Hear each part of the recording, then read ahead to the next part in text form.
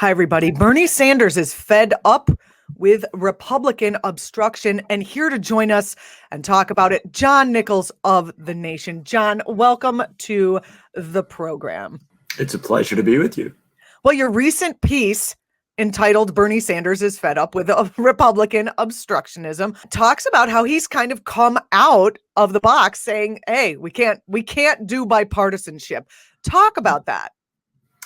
Yeah, look, Sanders has always been an interesting position because he ran for president in 2016 and 2020, proposing a political revolution. And the point of that, what he did in both those campaigns, was to say that to get big change, you were going to have to not merely win an election, but govern with a boldness that was distinguished from how previous Democratic presidents had governed.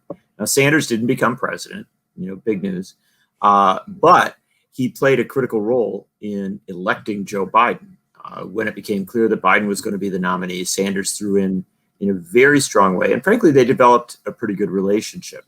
Sanders now chairs the Budget Committee in the Senate, which is an incredibly powerful position, arguably one of the most powerful positions a progressive has ever been in American politics. And so in the early days of the Biden administration, Sanders worked very hard to, kind of advance things within the framework that had been laid out by Biden and by Senate Majority Leader Chuck Schumer. But in recent days, Sanders has become increasingly outspoken, and I think it's fair to say increasingly frustrated with the lack of progress. Like a lot of progressives, he's very, very concerned that the White House is spending so much time quote unquote, negotiating with Republican members of the Senate rather than focusing in on the work at hand. And quite frankly, I think it's safe to say what Sanders is arguing is that it's time to move to a much more aggressive stance, which almost certainly involves using reconciliation rather than looking for 60 votes to try and move especially the infrastructure bill forward. So there are parts of Biden's plan that Sanders is actually pleased with. You named in your article, Biden's initial proposal for the American Jobs Plan. Are there other areas where Sanders is actually pleased with what Biden is doing? Oh, I think very much. I don't think there's any question that, like a lot of progressives, Bernie Sanders, I think it's fair to say, is perhaps a little surprised by how clear the Biden administration has been in its proposals. The proposals talk about using government to actually get things done, to govern, if you will. I know that's how refreshing. A radical concept. And so when you look at the American Relief Act that's already been passed using reconciliation with, by the way, Sanders playing a very critical role there. Look at the American Jobs Plan, the infrastructure bill. And then you look at the American Families Plan, the sort of social spending and social interaction. You put it all together, you look at the budget, again and again and again, what you see is evidence that movements that have been around for many years, sometimes decades, have finally found at least some avenue by which to get into governing. And certainly Sanders' campaign in 2016 and the campaign in 2020 had a role in that. But I think it's fair to say that Sanders and most other progressives would say that it's really something that the movements put in place a long time ago.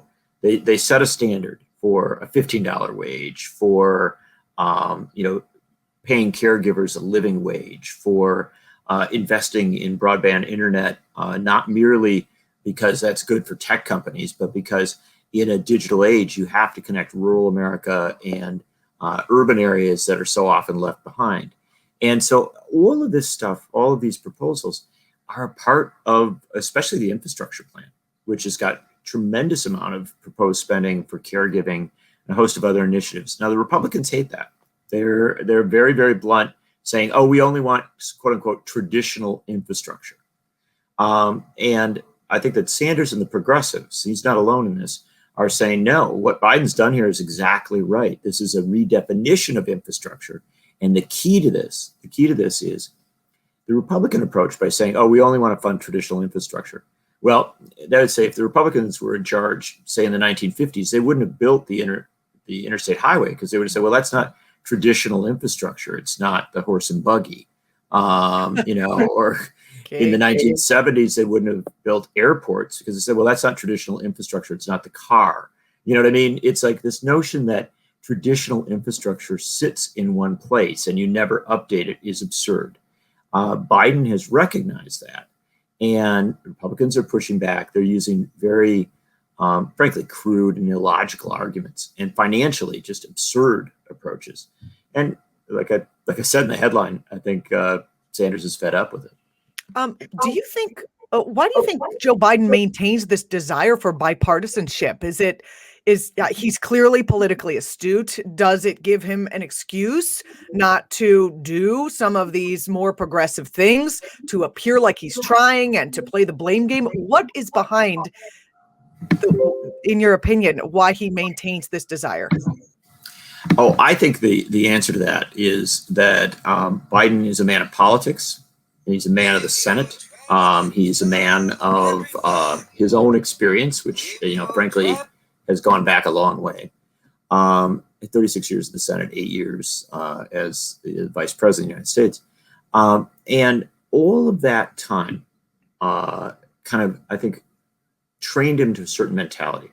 I don't think it's necessarily a conservative mentality. I do think Biden's evolved a lot and recognizes what needs to be done. Unfortunately, his default position was formed when he was a young senator, and that's the 1970s, early 1980s. And one of the things that has changed, and I think Biden has to recognize this, and he may learn it, by the process of negotiation. I would have hoped he would have learned it even better back when Obama was president and the Republicans were such obstructionists.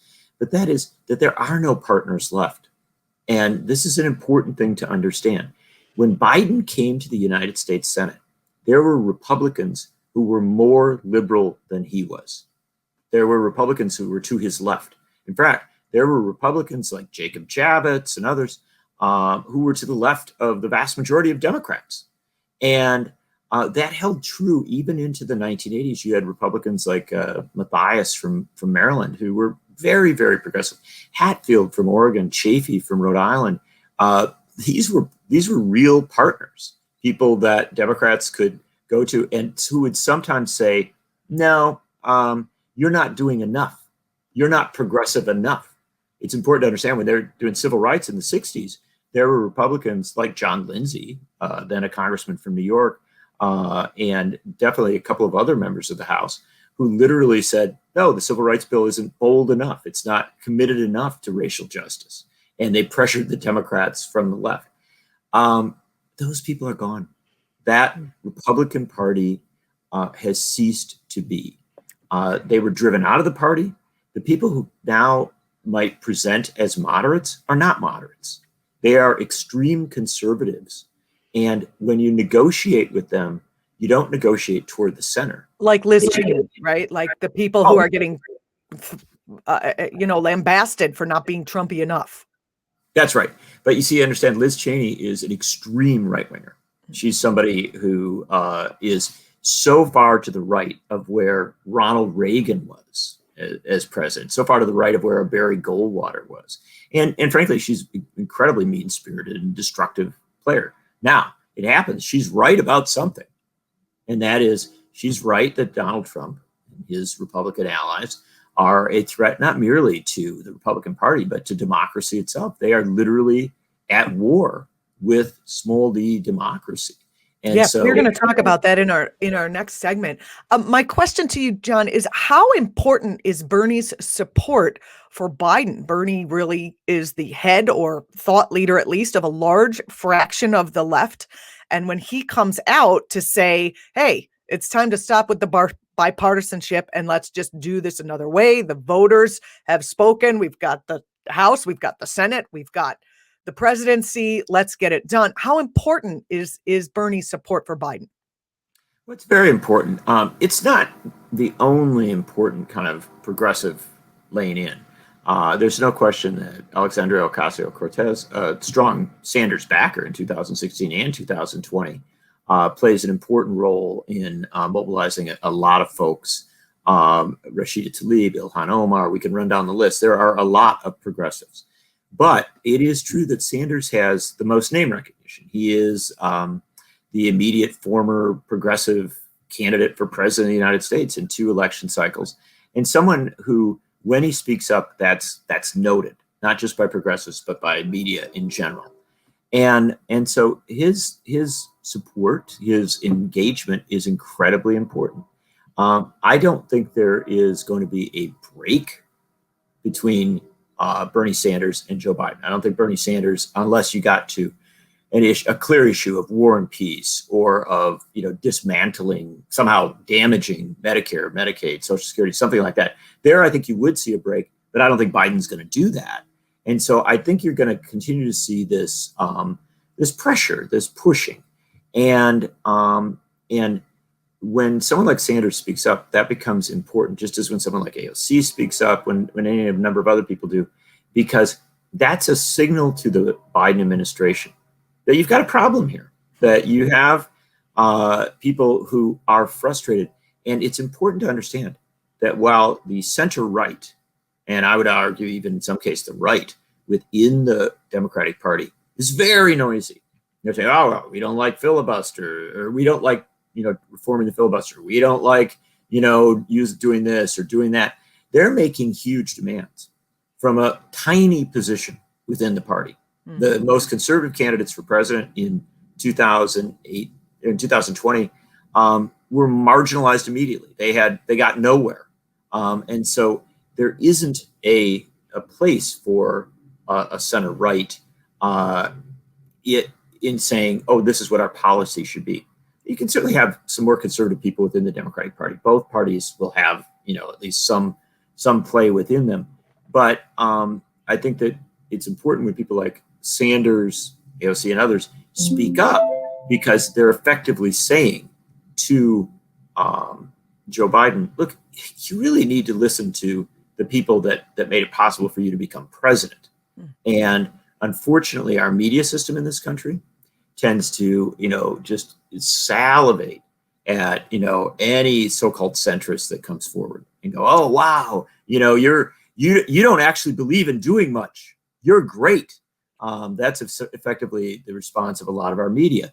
They see that as rational or practical. It's an absurd construct. And it's one of the reasons why we have so many of the messes we have. In fact, I would go so far as to say it's one of the reasons why in 2016, Donald Trump was able to become president of the United States, because we celebrate centrism, caution, ineffectual governance to such an extent that people get really genuinely frustrated.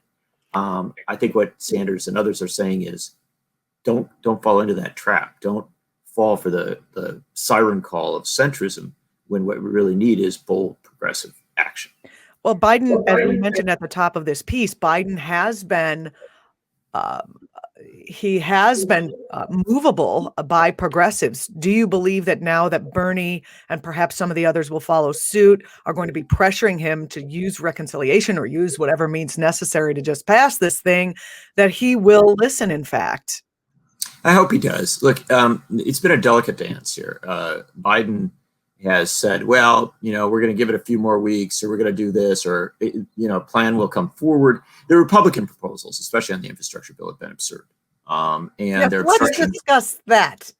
Yeah, the absurdity of, but you think he's possibly pushable? I think that I interviewed Chuck Schumer a couple of weeks ago, and we had a long conversation about all this. And Schumer's argument was that it takes time for some of these people to recognize that the Republicans aren't going to give them anything.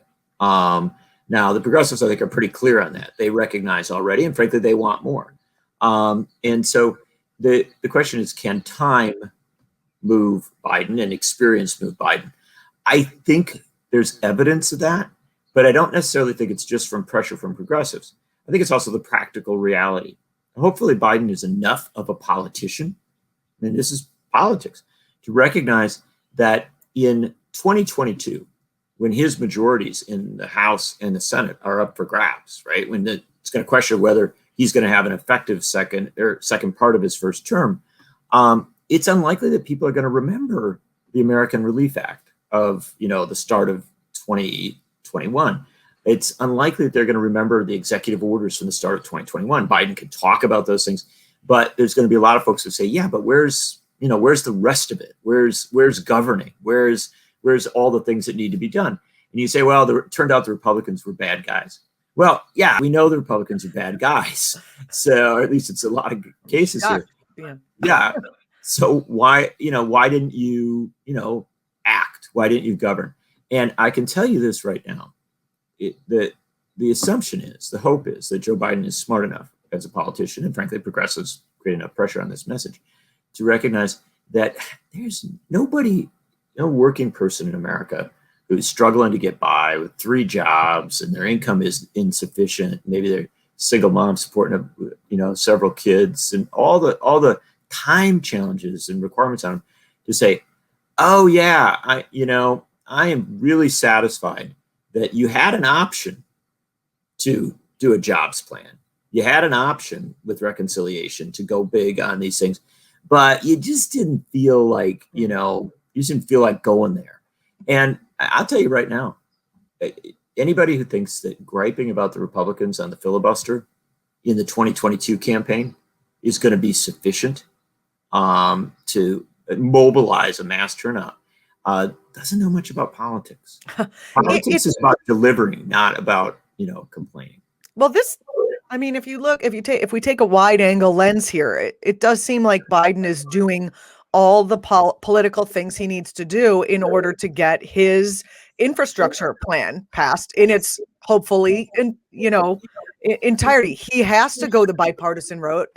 As you said, the media would crucify him if he did not try to at least appear like he is trying the bipartisan route. I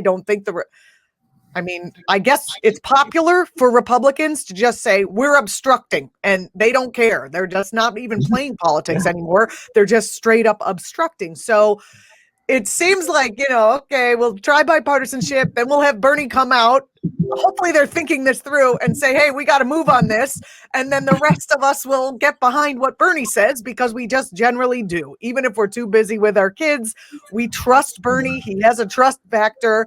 And then Biden will be free to walk through that door saying, hey, I tried. And yeah, I think you've got it. I think you've summed it up pretty well there. I think that's the heart of it. That and actually, when I interviewed Schumer, and frankly, when I talked to a lot of the people around Biden, they do come back to this thing that there is sort of for lack of a better term, and I think it's very frustrating to a lot of Americans.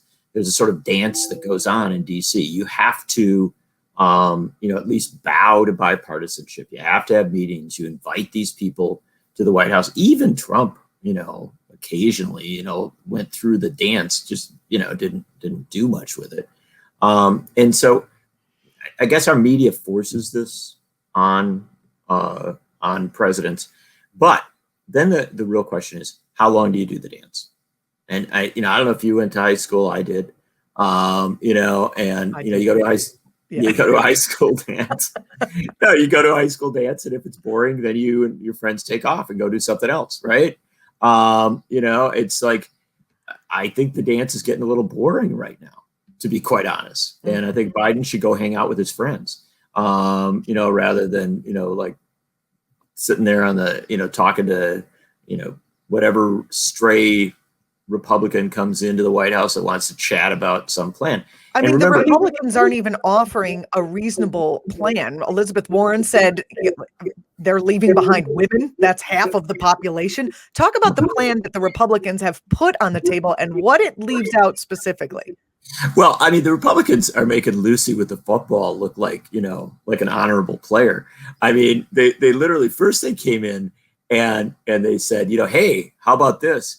We'll give you less than 1/4 of what you have proposed, getting rid of everything good within it. Mm-hmm. What do you think about that? And, the Biden people said, I don't know. It doesn't seem that great. Progress, right? They didn't just say deal and shake hands. Yeah, that's good. You're right. Yeah. And then, so they got rejected on that. So they come back and they say, okay, we understand. We were just fooling around there, a little negotiating here. So now we're going to give you less than half of what you've proposed. Get rid of everything, or just about everything that's good in it. Get rid of the programs for caregivers. Gut out programs for R&D and looking at the future of the economy. All the things that really are, very essential to this. And here's just, put icing on the cake. We'll pay for it by clawing back the money that we gave to states to deal with vaccinations and the ongoing, huge debts they ran up dealing with COVID. So effectively, you not only are they saying we're not going to give you what you want, but we're going to gut out the previous thing you did, the American Relief Act. And that was a horrible proposal. It was absurd. And so now we're at a point where it is possible and perhaps likely that the Republicans will come forward with an additional proposal, right? Something that's maybe a little bit, maybe it'll be, 3/5 of what you proposed, right? But here's the problem. Their financing mechanisms are absurd. They are, literally clawing back money rather than, taxing the rich. They're going to come over and take the coins out of your couch. That's their plan. They plan. are. Well, no, it's much. If only it was that. That would be quite, for the Republicans, that'd be quite honorable because it would involve actually doing some work. But no, what they're proposing is they're going to make you take the coins out of your couch and give them back what they gave you a couple months ago, as and so it's such an absurd circumstance, and so you end up in this situation where at a certain point, there's going to be a plan that I will guarantee you. A lot of folks in media will say, "Well, we've got a compromise. This is a compromise," but from a progressive standpoint, if that plan does not include the $400 billion initially proposed in the Biden infrastructure plan for caregivers and for caregiving, i.e. to make a real change as regards this, then you've essentially taken the heart and soul out of it, because this is an infrastructure plan. Yes, and it defines infrastructure in the terms of the 21st century, not the 19th century, not the 18th century, the 21st century. And a 21st century infrastructure plan has to deal with roads and bridges, of course. It has to deal with broadband build-out. It has to deal with the future of work. And it also has to do with the challenge of work that is insufficiently compensated, and also of a system, a care system in our society that makes it very, very hard for people to go to work and to do work because they've got to care for an elderly loved one, for someone with disabilities. And there is so much of making an overall infrastructure plan work that involves that caregiving component. And so I'm very firm on that. To my mind, if the Republicans won't accept that, then it's a very good idea to go forward without them. And that is what Bernie Sanders suggested the other day, that if the Republicans are not willing to, accept a 21st century plan, then Democrats ought to pass it and let the Republicans live in, whatever century they choose to be a part of. I recently started watching The Man in the High Tower. I'm not sure if you're from. Did you see it? With it, yeah. Horrifying. I'm in the first two episodes. So don't spoil it for me, John. I can't imagine it ends well, but I'm in the first two episodes, and in one of the episodes they show, obviously people were being cremated, and one of the Nazis said, "Oh yeah, it's just like the disabled and the elderly, people who are a drag on the state," and then they just moved on casually. And it certainly seems like we need to stop talking about Republicans as if they're just concerned about the budget and start talking about them as if they really do not care at all about the elderly, about women, about caregivers. They don't care about those who need care. They only care about people who can, contribute to like a corporatist agenda. And I think strong language is in order at this point so that we don't have to live through that vision of reality that's put forth in that yeah, I don't think a show. Well, yeah, I don't think we're, look, here's what I would suggest. I don't think at this point that Republicans are, I don't think the Republicans as a group are completely uncaring or completely unconcerned about. Well, let me offer this notion. I think the deeper thing and the thing to understand here is that they are hyper concerned about politics. They're obsessed with being in a position of power that allows them to decide what we do, how much we care, how much we respond. Now, it's interesting that during the last year of the Trump administration, the Republicans spent huge amounts of money, right? Trillions of dollars. And they accepted that spending, not all of them, but a lot of them, because the country was in crisis and there was a need for those resources.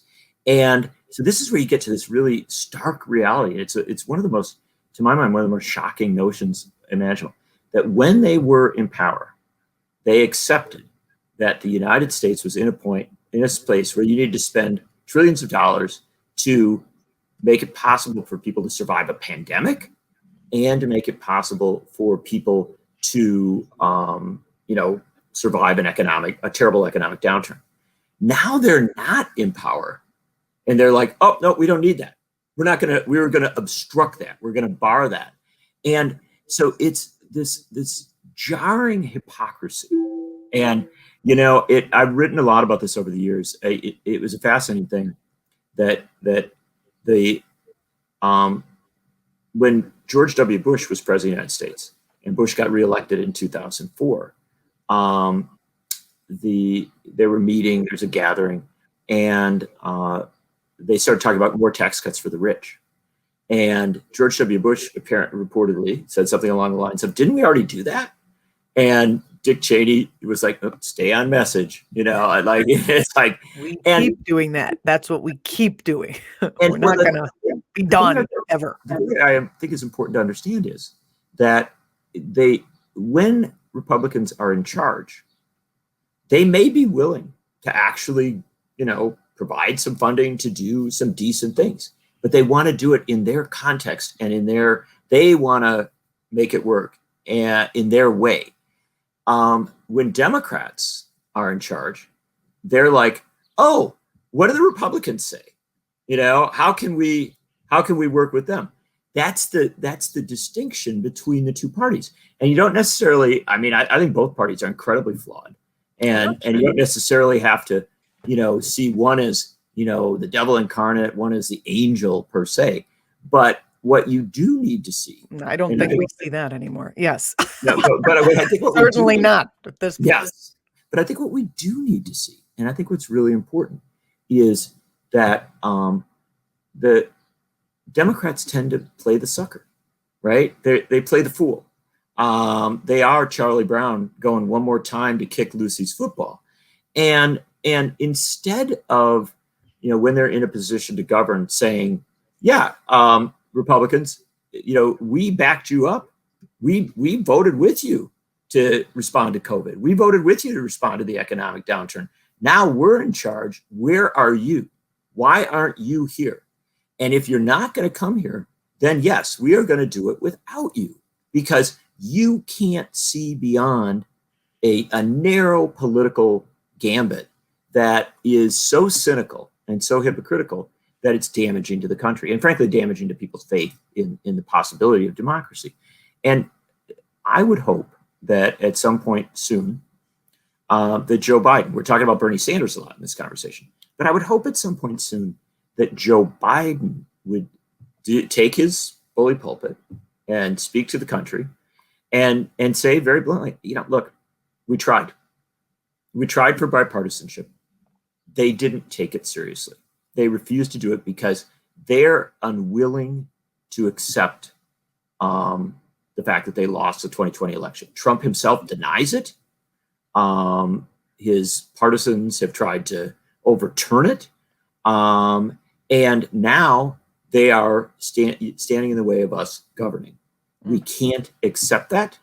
And so we take the mandate of the American people, and tomorrow we will begin the reconciliation process to pass the American Jobs Plan.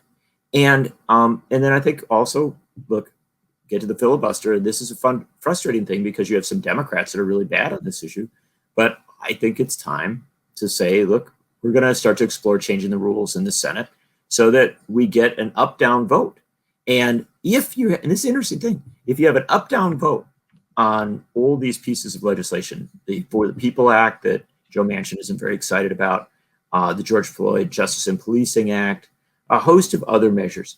If you get up down votes on that, then Joe Manchin, Kyrsten Sinema, and others, they've got to go over and vote with the Republicans. If they choose to do that, so be it.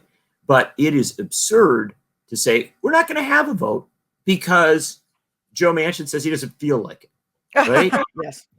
So that's I my think mind. it's so interesting. I'm hoping that they're playing politics. I'm hoping that they're waiting. I know we were going to talk about Texas in another segment, and maybe we will, and the voter suppression efforts, but not only voter suppression, but rolling back laws that will then allow states to just say this election is invalid if it turns out the way that the Republican leadership doesn't like it. We could talk about that in a separate segment, but it certainly could be useful to watch all of these voter suppression laws coming up and then say, we've got to do the filibuster, end of story, and just, But just look, I move think that you're exactly forward. right. So, I think we're at a point now where you have within the Republican Party profoundly racist, profoundly xenophobic, and increasingly anti-democratic. And I don't mean anti-democratic with a big D. I mean anti-democratic with a small d forces that have unquestionably strayed into the area of neo-fascism, right? That they are literally willing to cancel an election if they don't win, right? This is what has been put on the table. We should not deny it. We shouldn't be unrealistic about it. The question is that the whole of the Republican Party? Is that every Republican? I would suggest probably not, that there probably are, as we know, some folks who object to that. But this is a point at which we can't, can't fool around with it. And it's you can't say, well, let's try and find the one Republican or the two Republicans or the five Republicans who might work with a Democratic administration. Remember, with the filibuster, you don't need one or two or three or five. You need 10 Republicans to come across. And unless you've got 10 Republicans who come over to the Biden White House and say today or tomorrow, yeah, we're ready to do it. We're ready to stand up for democracy, to respect the fact that you were elected, and to allow you, work with you to pass meaningful legislation that is framed by your vision because you were elected president of the United States, but that perhaps has some input from us, right? That's a reasonable thing. Unless they do that, and again, 10 Republican senators doing that, which we have not seen, then these negotiations become, absurd, and they prove the point that I've tried to make again and again, that that bipartisanship is the Republican word for sucker. I love that. And one of your articles at The Nation is bipartisanship is how Republicans say sucker. Check that out. Follow John on Twitter at Nichols Uprising. John Nichols of The Nation, thank you so much for joining me today. I appreciate it. It's a great honor to be with you always.